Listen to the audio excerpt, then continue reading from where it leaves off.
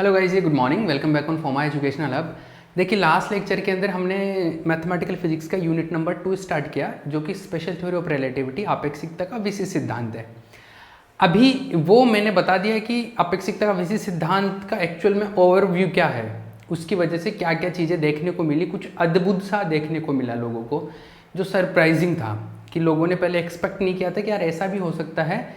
वो चीज़ें उन लोगों को देखने को मिली। ठीक है, अब मैं उसके बारे में प्रैक्टिकली बात करने वाला हूँ कि हम लोग आपके सिलेबस वाइज से कि किस तरीके से वो सिलेबस पॉइंट ऑफ व्यू से कैसे कैसे क्या चीज़ें पढ़ने वाले हैं।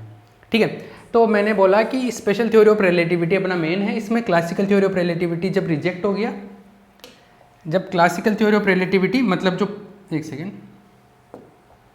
जो पहले रिलेटिविटी समझा जाता था वो जब रिजेक्ट हो गया, ये वाला कि ये पूरी तरीके से ठीक नहीं है, तो हमारे पास में स्पेशल थ्योरी ऑफ रिलेटिविटी आया। अब ये स्पेशल थ्योरी ऑफ रिलेटिविटी जिसको अपेक्षिकता का विशिष्ट सिद्धांत बोलते हैं, स्पेशल मतलब विशिष्ट, इसमें क्या विशिष्ट है, स्पेशल क्या है, उसके बारे में बात करेंगे। तो इसके बारे में बात की गई और ये आपका जो पूरा यूनिट है वो स्पेशल थ्योरी ऑफ रिलेटिविटी के ही इर्द गिर्द घूमेगा। ठीक है, तो we will talk about the special theory of relativity. तो चलिए स्टार्ट करते हैं स्पेशल थ्योरी ऑफ रिलेटिविटी। ठीक है, तो special theory of relativity, theory of relativity अपेक्षिकता का विशिष्ट सिद्धांत।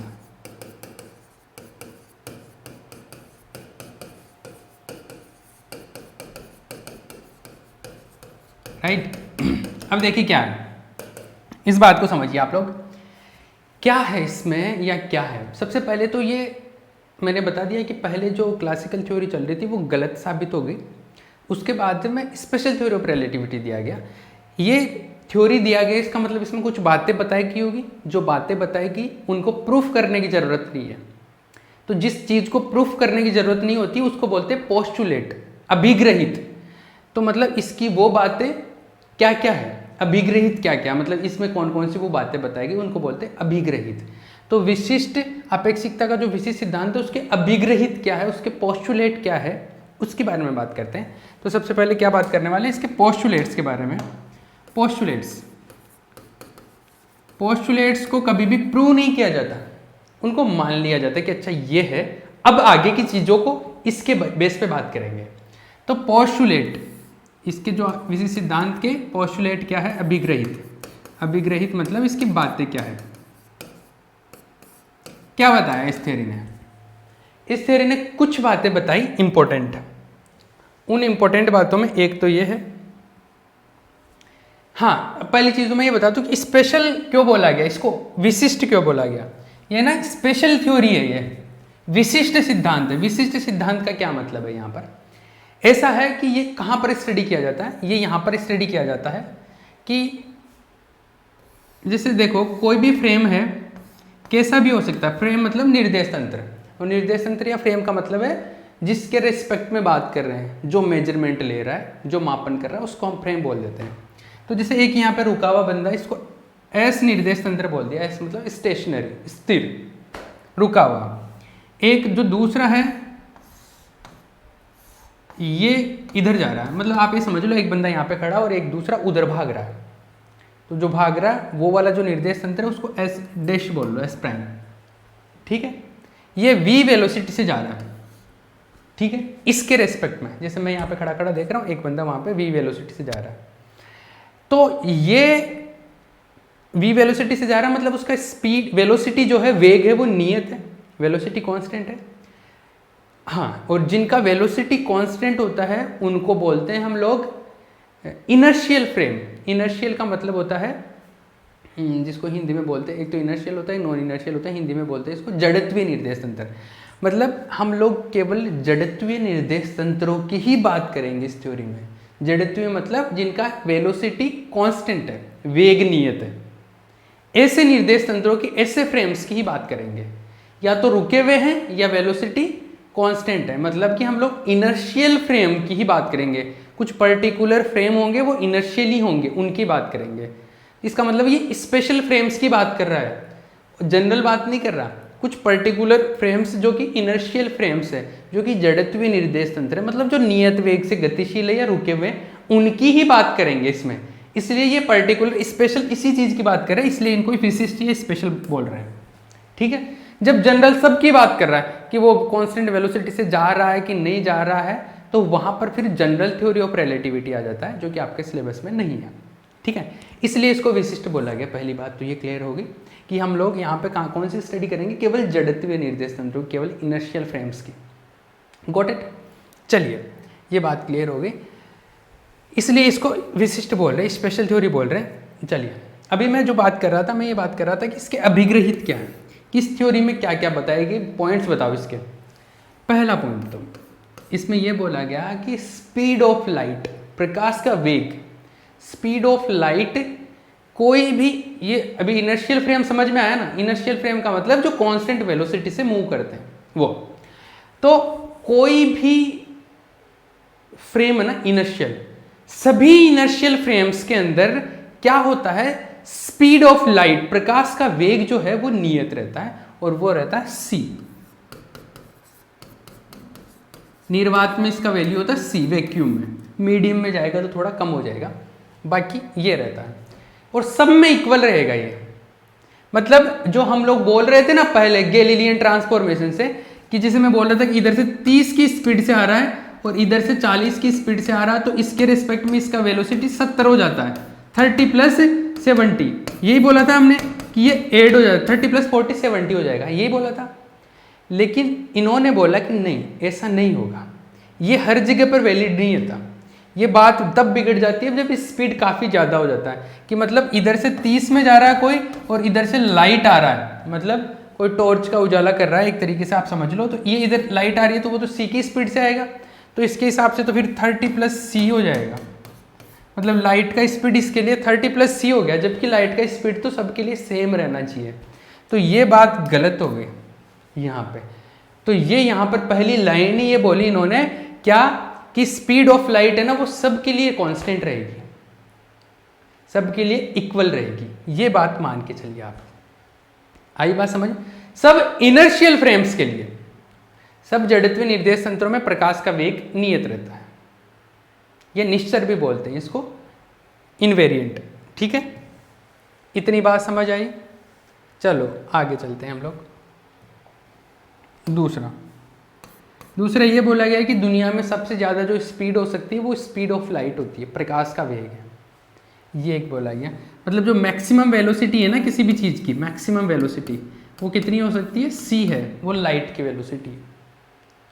ठीक है, वैसे अगर लाइट की वेलोसिटी से ज़्यादा किसी चीज़ की वेलोसिटी हो जाती है ना, तो चीज़ों का सीक्वेंस बदल जाता है, मतलब जो चीज़ पहले हो रही है वो बाद में दिखेगी, जो बाद में हो रही है वो पहले दिखेगी। जैसे इसका एक एग्जांपल बताता हूँ, इंटरेस्टिंग एग्जांपल ऐसे होता है कि जैसे मान लो कि एक बंदा यहाँ पे खड़ा है, ठीक, इसके हाथ में गन है और ये बुलेट फायर कर रहा है। ठीक है, यहाँ पे एक लड़की खड़ी है, ये लो लड़की खड़ी है, ठीक है, इस पे गोली चला रहा है, और यहाँ ये ए है मान लो, ये बी है, और ये कोई सी बंदा यहाँ से देख रहा है। ठीक है, ये सी, ये देख रहा है कि ये गोली चला रहा है। अगर मान लो कि जो बुलेट निकल के जा रही है ना, गोली की जो स्पीड है, अगर लाइट, जैसे बुलेट की स्पीड है v, अगर v जो वेलोसिटी है वो c से ज़्यादा हो गई ना, तो इस बंदे को है ना, चीज़ों, इस बंदे के लिए चीज़ों का सीक्वेंस बदल जाएगा। सीक्वेंस बदलने का मतलब ये होता है कि इसको ऐसा लगेगा कि गोली पहले पहुंच गई इस तक और चली बाद में, मतलब ये आदमी पहले मर गया और गोली चली है बाद में। ये सीक्वेंस चेंज हो जाएगा अगर स्पीड ऑफ लाइट से ज़्यादा हो गया, अगर बुलेट का स्पीड, तो क्या होगा, बुलेट का स्पीड या कोई भी चीज़ का अगर स्पीड अगर ज़्यादा हो जाता तो चीज़ों का सीक्वेंस चेंज हो जाएगा, अगर ऐसा हुआ तो बट ऐसा होता नहीं है। बट मैं इसका कॉन्सिक्वेंस बता रहा हूँ, इसका परिणाम बता रहा हूँ कि क्या हो सकता है। तो इन्होंने दो बातें बताई, क्या, एक तो ये बताई कि स्पीड ऑफ लाइट है वो सब इनर्शियल फ्रेम्स में, सब जड़त्वीय निर्देश तंत्रों में इक्वल रहेगी। दूसरी बात ये है, स्पीड ऑफ लाइट है, प्रकाश का वेग ही सबसे ज़्यादा होता है दुनिया में, ये वैसे दोनों मर्ज करके बताई थी उन्होंने, एक ही साथ बता दी, लेकिन मैंने दोनों को अलग अलग करके बता दिया। एक बात उन्होंने ये बताई कि जो फिजिक्स के रूल है वो सब इनर्शियल फ्रेम्स में मान्य रहेंगे। फिजिक्स के जो लॉज है ना, बेसिक लॉज, मतलब कंजर्वेशन लॉ, जैसे एनर्जी कंजर्वेशन, मोमेंटम कंजर्वेशन, ये चीज़ें जो है ना वो एक निर्देश तंत्र में लागू हो रही है तो दूसरे इनर्शियल फ्रेम में, दूसरे जड़त्वीय निर्देश तंत्र में भी लागू होगी, वैलिड रहेगी। ये चीज़ बताई इन्होंने, ठीक है। जैसे एक में एनर्जी कंजर्वेशन लग रहा है तो दूसरे में भी एनर्जी कंजर्वेशन लगेगा, ये बात बोली। तो ये 3 पॉइंट आप ध्यान में रख लो। वैसे तो इसको और इसको एक ही पॉइंट बनाया था उन्होंने, मैंने 2 अलग अलग कर दिए, तो उनके हिसाब से तो पोस्टुलेट 2 ही है एक तरीके से, बट इनको 3 बातों में अलग अलग समझ लो, मैंने खोल के बता दिया इनको। पहला क्या है कि स्पीड ऑफ लाइट, प्रकाश का वेग सबके लिए समान रहेगा, सब जड़त्वीय निर्देश तंत्रों में, सब इनर्शियल फ्रेम्स में इक्वल रहेगा। दूसरी बात मैंने ये बताई कि दुनिया में जो सबसे ज़्यादा वेलोसिटी हो सकता है वो स्पीड ऑफ लाइट हो सकता है। अगर इससे ज़्यादा किसी का स्पीड हो गया तो चीज़ों का सीक्वेंस बदल जाएगा, क्रम बदल जाएगा, पहले होने वाली बाद में दिखेगी, बाद में होने वाली पहले दिखेगी, तो गड़बड़ हो जाएगा। बट ऐसा होता नहीं है, स्पीड ऑफ लाइट से ज़्यादा होता नहीं किसी का। तीसरा पॉइंट ये है कि जो लॉज है, बेसिक लॉज है, जो कंजर्वेशन लॉज है फिजिक्स के, वो वैलिड रहेंगे सभी इनर्शियल फ्रेम्स में, सभी जड़त्वीय निर्देश तंत्रों में वैलिड होंगे। Got it? 3 बातें क्लियर हो गए। ये है इसके अभिग्रहित पोस्टुलेट से, ये क्लियर। ये क्या है? इसके पोस्टुलेट है, मतलब अपेक्षिकता का विशेष सिद्धांत क्या है, वो ये है। ये बातें हैं 3, क्लियर। चलिए, ये बात समझ में आ गई, ये सिद्धांत दिया इन्होंने। अब हम लोग ये बात कर रहे हैं, चलो सिद्धांत तो दे दिया, बात समझ में आ गई, लेकिन अब हमको ऐसी चीज़ बताओ जो हमारी चीज़ को तो आपने गलत बता दिया कि क्लासिकल मैकेनिक्स गलत था, कि आप जो ऐसे जोड़ रहे थे ना 30 + 40 तो जो रिजल्टेंट वेलोसिटी होगा वो 70 होगा। ये फॉर्मूला गलत है, इसे आप डायरेक्ट ऐड नहीं कर सकते, ये फॉर्मूला गलत है। ये बताया था ना इन्होंने, क्योंकि इस फॉर्मूले को अगर मानेंगे तो अगर इधर से कोई c स्पीड से आ रहा है और इधर से 30 से जा रहा है तो इस 30 वाले को तो इसका जो c स्पीड है वो 30 + c लगेगा। According to this frame the velocity of the light will be 30 + c which is greater than c, जो कि c से ज़्यादा हो गया तो वो तो हो नहीं सकता ना, c से ज़्यादा तो कभी हो ही नहीं सकता, वो हमने पोस्टुलेट में पढ़ा। तो आप फिर इसका कुछ, क्योंकि हमारे पास तो ये फॉर्मूला था, तो इसका कुछ नया फॉर्मूला बताइए हमारे को। तो इन्होंने कुछ नया फॉर्मूला बताया, और वो जो नया फॉर्मूला बताया वो बताया लोरेंज ने। तो नया फॉर्मूला बताने का मतलब यही हो गया कि जैसे एक निर्देश तंत्र में हमारे को चीज़ें पता है, मतलब एक बंदे को पता है कि वेलोसिटी क्या है, तो दूसरे बंदे को पता हो, ऐसा कोई फॉर्मूला, मतलब एक से दूसरे में जा सके, इसको बोलते हैं रूपांतरण। कि एक में वेलोसिटी पता है, एक में पता करनी है, तो एक से दूसरे, एक फ्रेम की इंफॉर्मेशन दूसरे फ्रेम में लेके जाना, इसको बोलते हैं ट्रांसफॉर्मेशन, रूपांतरण। तो वो जो रूपांतरण के जो समीकरण है ना, ट्रांसफॉर्मेशन इक्वेशन है, वो लोरेंज ने बताई यहाँ पे, कि हम बताएंगे कि वो जो फॉर्मूले है जो एग्जैक्टली कैसे काम करेंगे, वो जो आप रॉन्ग फॉर्मूले यूज कर रहे थे उनका मैं इलाज बताऊंगा। तो इन्होंने कुछ नए फॉर्मूले बताए, वो जो नए फॉर्मूले हैं उनको हम लोग लोरेंज ट्रांसफॉर्मेशन बोल रहे हैं। तो दीज आर लोरेंज ट्रांसफॉर्मेशंस। अब देखो क्या है वो लोरेंज ट्रांसफॉर्मेशंस, क्या है उनकी बात करते हैं हम लोग। लोरेंज रूपांतरण, लोरेंज रूपांतरण, लोरेंज ट्रांसफॉर्मेशन, ठीक है। तो लोरेंज ट्रांसफॉर्मेशन के हिसाब से एक फ्रेम में कुछ इंफॉर्मेशन है, वो दूसरे फ्रेम में क्या होगी। एक फ्रेम के हिसाब से किसी पार्टिकल का वेलोसिटी इतना है, उसके कोऑर्डिनेट इतने हैं, तो किसी दूसरे फ्रेम में उसके कोऑर्डिनेट, उसकी वेलोसिटी, उसका एक्सेलरेशन क्या होगा, ये अगर पता करना है तो वो लोरेंज ने बताया कि मैं फॉर्मूले बता रहा हूँ, उसके हिसाब से आप कैलकुलेट कर सकते हो कि एक फ्रेम में पता है, दूसरे में कैसे कैलकुलेट करें, उसका लॉजिक बताया इन्होंने। और इन्होंने देखो क्या बताया, इन्होंने बोला कि हमारे पास में 2 फ्रेम है, 2 निर्देश तंत्र है, एक ये है एक ये है। मतलब एक बंदा यहाँ पे खड़ा है, ये रुका हुआ है, स्टेशनरी है, और इसके रेस्पेक्ट में इसको एस फ्रेम बोल दिया, एक्स एक्सिस, वाई एक्सिस, इसका जेड एक्सिस। ये कौन सा फ्रेम हो गया, एक्स, ये एस फ्रेम हो गया, एस निर्देश तंत्र हो गया। इसका ये मूल बिंदु ओरिजिन ओ है। ये दूसरा फ्रेम है, इसका ओरिजिन है ओ डैश, ये एक्स डैश, ये वाई डैश, सॉरी ये वाई डैश हो गया, ये जेड डैश हो गया, और ये जो है इधर वी वेलोसिटी से जा रहा है। मतलब ऐसा है कि मैं यहाँ पे रुका हूँ और एक बंदा उधर वी वेलोसिटी से दौड़ रहा है, ठीक है, एक्स डायरेक्शन में। अब ये दोनों ही एक इधर कबूतर को देख रहे हैं, मान लो पिजन को देख रहे हैं, इसको पी बोल दिया, मतलब कोई पार्टिकल आप इसे समझ लो, एक कबूतर उड़ रहा है, उस कबूतर को देख रहे हैं ये दोनों, ठीक है। अब देखना, अब तक हम लोग ये समझते थे कि टाइम सबके लिए सेम होता है, लेकिन टाइम सबके लिए सेम नहीं होता है, ये मैंने पहले लेक्चर में बता दिया था, ठीक है। तो ये चीज़ यहाँ पर भी वैलिड रहेगी कि इसके लिए टाइम अलग होगा, इसके लिए टाइम अलग होगा, इसके लिए कोऑर्डिनेट रूपांतर जो निर्देशांक है इसके लिए अलग होंगे, इसके लिए कुछ डिफरेंट होंगे। तो ये कबूतर उड़ रहा है, इस कबूतर के मान लो निर्देशांक पता करने हैं, कोऑर्डिनेट्स फाइंड आउट करने हैं, तो इसके हिसाब से इसके कोऑर्डिनेट ऐसे है, मान लो एक्स डैश है, सॉरी ये एस है ना, तो इसके हिसाब से इसके कोऑर्डिनेट हो गए एक्स, वाई और जेड, ठीक है ना, ये हो गया। लेकिन अब मैंने बोला कि टाइम भी अलग होगा, तो एक कोऑर्डिनेट और ऐड कर देंगे हम लोग, टाइम। तो चार चीजों से अपने को कोऑर्डिनेट पूरा इंफॉर्मेशन मिलेगा, x y z and t, और इसके हिसाब से उसके को जो कोऑर्डिनेट होंगे वो होंगे X dash, Y dash, Z dash and T dash. आई बात समझ में? इसके लिए टाइम भी अलग होगा और ये जो एक्स वाई पोजीशन है इसके वो भी अलग होंगे। क्लियर है? चलो इतनी बात समझ में आ गई। इसका जो इसके अकॉर्डिंग मान लो अकॉर्डिंग टू दिस, तब इसका जो वेलोसिटी है, इसका जो वेलोसिटी है उसके कोऑर्डिनेट ऐसे होंगे। इसका जो भी वेलोसिटी है वो उसके कोऑर्डिनेट है, मान लो उसका घटक एक्स डायरेक्शन में वेलोसिटी का घटक है यू एक्स, वाई डायरेक्शन में यू वाई कंपोनेंट है और जेड डायरेक्शन में यू जेड कंपोनेंट है वेलोसिटी के। वेलोसिटी है किसी भी डायरेक्शन में, पर उसके कंपोनेंट्स तो कर सकता हो ना, you x you why you Z, है ना, इसके अकॉर्डिंग है वो।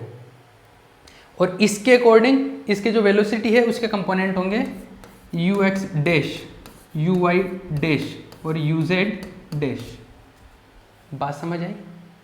तो इसके अकॉर्डिंग ये कोऑर्डिनेट अलग है, इसके अकॉर्डिंग ये वेलोसिटी के कोऑर्डिनेट है और ये नॉर्मल जो मतलब पोजीशन स्थिति के निर्देशांक है और ये वेग के निर्देशांक है। इतनी बात समझ में आ गई? दोनों के हिसाब से, एक बंदा रुका हुआ एक भाग रहा है वी वेलोसिटी से, ये कबूतर को देख रहे, कबूतर की इंफॉर्मेशन ये है दोनों के अकॉर्डिंग। क्लियर? अब इतनी बात तो समझ में आ गई, लेकिन मुझे ऐसे पता करना है कि इनमें रिलेशन क्या है, कि मुझे एक बंदे के बारे में पता है तो दूसरे के लिए इंफॉर्मेशन कैसे निकालूं। कि जैसे मैं यहाँ पे खड़ा हूँ, मैं कबूतर के बारे में बात कर रहा हूँ कि कबूतर के पोजीशन ऐसे हैं 2 3 4 को t इक्वल टू 2 सेकेंड पे, ये मैंने बता दिया। अब मैं ये बता रहा हूँ, मैं जानना चाहता हूँ कि वो बंदा भाग रहा है ना 5 मीटर पर सेकेंड की स्पीड से, उसके लिए कोऑर्डिनेट क्या होंगे। तो मेरे पास में ऐसा कोई फॉर्मूला होना चाहिए कि एक फ्रेम में पता हो तो दूसरे फ्रेम में पता कर सकूं, या इसमें पता हो तो इसमें पता कर सकूं। उनको बोलते हैं रूपांतरण समीकरण, ट्रांसफॉर्मेशन इक्वेशन। मतलब एक में पता तो दूसरे में ट्रांसफॉर्म कर सकूं मैं।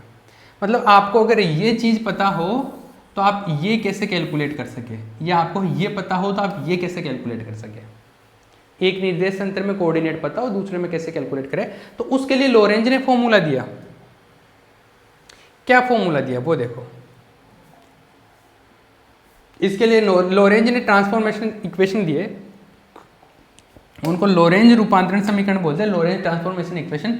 और वो ऐसे होते हैं, x dash equals to x minus v t upon root of 1 minus v square by c square. मतलब एस फ्रेम में निर्देश तंत्र है एक्स और टी, एस फ्रेम में है ना ये, अरे एस फ्रेम के अंदर क्या है, एक्स वाई जेड और टी। ये एस फ्रेम में, एस डैश फ्रेम में क्या है, x dash Y dash Z dash and T dash. ठीक है, अब एस में पता है मान लो मुझे एक्स और टी, तो एक्स डैश वाई में मैं एस डैश में निकाल सकता हूँ। इसी तरीके से वाई डैश पता करना हो तो वाई डैश जो होता है वो वाई रहता है, जेड डैश जो होता है वो जेड ही रहता है। और जो t है, एक में टाइम पता तो दूसरे में टाइम निकाल सकता हूँ, वो आएगा t dash equals to t minus v x upon c square root 1 minus v square by c square. जब तक एक बार इनको लिख के नहीं देखोगे ना, ये याद नहीं रहेंगे, ठीक है ना। ये थोड़ा सा बड़ा फॉर्मूला दिख रहा है, लेकिन अभी 2-4 बार लिखोगे ना आ जाएगा, रूटीन में आ जाएगा। तो एक फ्रेम में x, y, z और t पता ना आपको, तो दूसरे फ्रेम में x डैश s डैश में कैलकुलेट कर सकते हो, x dash, y dash, z dash और t डैश निकल जाएगा यहाँ से। क्लियर है, इसमें सारी इंफॉर्मेशन पता है। यहाँ पर चेंज केवल उस डायरेक्शन में हुआ, देखो y में और z में कोई चेंज नहीं हुआ। चेंज कौन से कोऑर्डिनेट में हुआ, जिस डायरेक्शन में वो जो फ्रेम है वो भाग रहा है ना, जो बंदा मैं यहाँ पे खड़ा हूँ वो बंदा इधर भाग रहा है। ये अगर x डायरेक्शन है तो ये जो चेंज आएगा वो केवल x डायरेक्शन में आया। इसके परपेंडिकुलर जो डायरेक्शन थे ना y और z, इनमें कोई चेंज नहीं आया। अरे यहाँ पर ये जो जा रहा था x डायरेक्शन में जा रहा था ना, इसलिए जो चेंज आया है वो x डायरेक्शन में आएगा। अगर y डायरेक्शन में भाग रहा होता ना, ये ऊपर की तरफ भाग रहा होता तो y में चेंज आता, फिर ये जो चेंज होता ना ये y में होता, फिर x में नहीं होता, फिर x डैश x के बराबर होता, y में चेंज होता।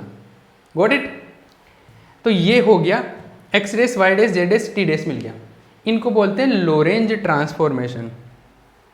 मतलब मुझे s में पता है और मैं s डैश में पता कर लिया, ऐसे I know all the coordinates in s frame, और इसमें फाइंड आउट कर लिया मैंने। तो ये क्या है, लोरेंज रूपांतरण समीकरण है। इनको बोलते हैं लोरेंज रूपांतरण समीकरण, Lorentz transformation equation, transformation equation, ठीक है। These are Lorentz transformation equation. अब ये तो जैसे मुझे एक s में पता था, पहले s डैश में कैलकुलेट कर लिया मैं। अगर मुझे s डैश में पता हो तो मैं s में कैलकुलेट करूं, उसके लिए भी कुछ फॉर्मूले होने चाहिए, तो उसके लिए उन्होंने अलग फॉर्मूले दिए। ये हो गया, नोट्स में लिखे हुए हैं, कोई साथ साथ में शॉर्ट नोट्स बनाना चाहता है, छापना चाहता है तो साथ में छाप सकता है पोज करके, ठीक है। आपका ये कर लेना। ये इनको लोरेंज ट्रांसफॉर्मेशन बोला गया, लोरेंज रूपांतरण समीकरण, s से s डैश में। अगर मुझे s डैश में इंफॉर्मेशन पता हो और मुझे s में कैलकुलेट करना हो, मतलब वापस से पीछे की तरफ आना हो एक तरीके से, तो इनको बोलते हैं व्युत्क्रम। पीछे आ रहा है ना एक तरीके से, तो इनको बोलते हैं व्युत्क्रम लोरेंज रूपांतरण समीकरण। इनको बोलते हैं inverse Lorentz transformation, inverse Lorentz transformation. क्या बोलते हैं, इनवर्स लोरेंज ट्रांसफॉर्मेशन। अब देखिए इनवर्स लोरेंज ट्रांसफॉर्मेशन में क्या है, पहले मुझे इसमें पता था, इसमें पता कर लिया, अब इसमें पता है, इसमें पता करना है। तो इसमें चेंज क्या आएगा, सुन लो मेरी बात। मतलब वैसे तो इनको डिराइव करते हैं, लेकिन आपको ध्यान रखने के लिए मैं डायरेक्ट बताता हूँ कैसे। डेरिवेशन आपके ना तो पूछा जाता है, उस वे में नहीं है ये, अभी समझ लो इसको। This is S frame, this is S dash frame, right. ये वैसे तो ये v वेलोसिटी से मूव कर रहा था, इसके रेस्पेक्ट में ये v वेलोसिटी से मूव कर रहा था, लेकिन अगर आप इसके अंदर बैठ जाओ तो आपको लगेगा कि ये पीछे की तरफ जा रहा है। ये वैसी चीज है जैसे आप बस को जाते हुए देख रहे हो, लेकिन बस के अंदर जो आदमी बैठा है वो सोचेगा मैं तो रुका हुआ हूं, वो आदमी पीछे की तरफ जा रहा है। मतलब आप पहले ये बोल रहे थे कि v वेलोसिटी है वो इस तरफ है, लेकिन अब इसके हिसाब से अगर v वेलोसिटी की बात करूं तो v वेलोसिटी पीछे की तरफ हो जाएगा। मतलब v जो एक्चुअल में क्या हो जाएगा, माइनस v हो जाएगा, डायरेक्शन चेंज होगी ना। तो ये v को माइनस v से रिप्लेस कर दोगे तो वो चीजें, वो फॉर्मूले हैं ना इधर चेंज हो जाएंगे। कैसे, क्या क्या करना है आपको, v को तो माइनस v, जहां जहां पे v लिखा हुआ वहां पे माइनस v कर दो। दूसरा, जहां पे डेस लिखा हुआ ना उस डेस को तो हटा दो, और जहां पे डेस नहीं लिखा हुआ है वहां पे लगा दो।